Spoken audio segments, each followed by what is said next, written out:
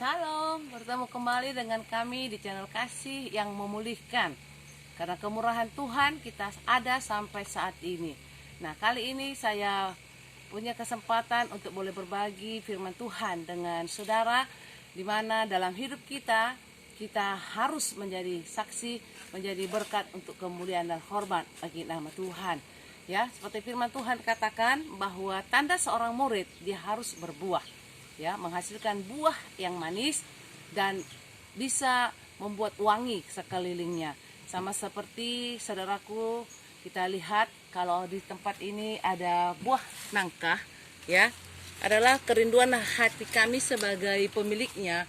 Pohon nangka ini menghasilkan buah, ya, buahnya banyak dan juga akan boleh memberikan kepuasan kepada kita sebagai pemiliknya. Ya, ada yang kecil, ada yang besar, dan sebentar lagi akan matang dan akan siap untuk kita nikmati. Demikian juga dengan kita, ya, demikian juga dengan kita sebagai umat Tuhan. Kita sebagai umat Tuhan, kita adalah milik Tuhan. Kerinduan hati Tuhan sebagai kita miliknya, kita juga harus menghasilkan buah. Sebab kalau kita tidak menghasilkan buah yang matang dan yang manis rasanya, maka kita akan dibuang dan kita akan menjadi sesuatu yang tidak berarti.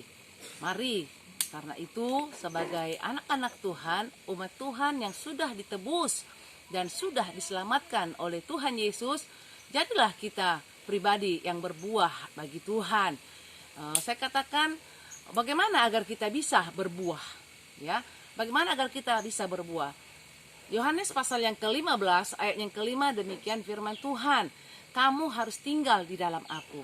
Ya, sama seperti nangka ini bisa menghasilkan buah karena dia tinggal pada pokok.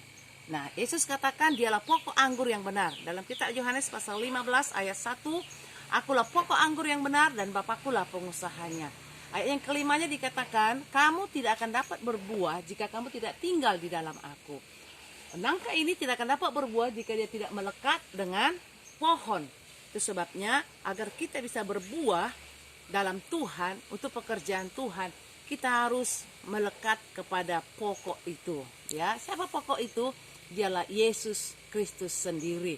Jadi Bapak Ibu yang dikasihi Tuhan, saudara-saudaraku, mari kita sangat dirindukan oleh Tuhan menghasilkan buah.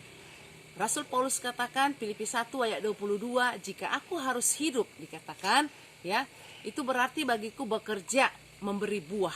Jadi anak Tuhan, dia sebagai tandanya dia sebagai murid Tuhan, umat Tuhan, dia harus menghasilkan buah, ya.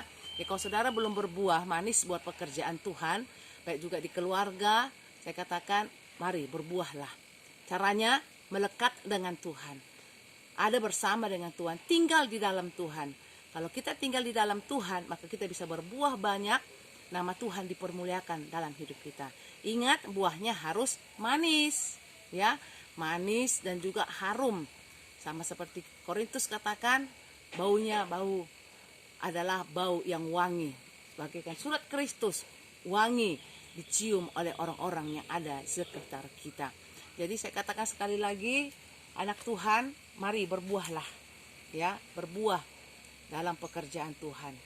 Bagaimana caranya? Sekali lagi saya ingatkan, melekatlah dengan Tuhan, tinggallah di dalam Tuhan, ya, tinggal di dalam Tuhan, menyerah kepada Tuhan.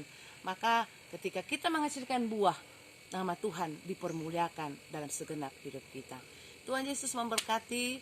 Salam semangat, selamat berbuah untuk kemuliaan hormat bagi nama Tuhan. Jadi sekali lagi saya katakan, kalau buah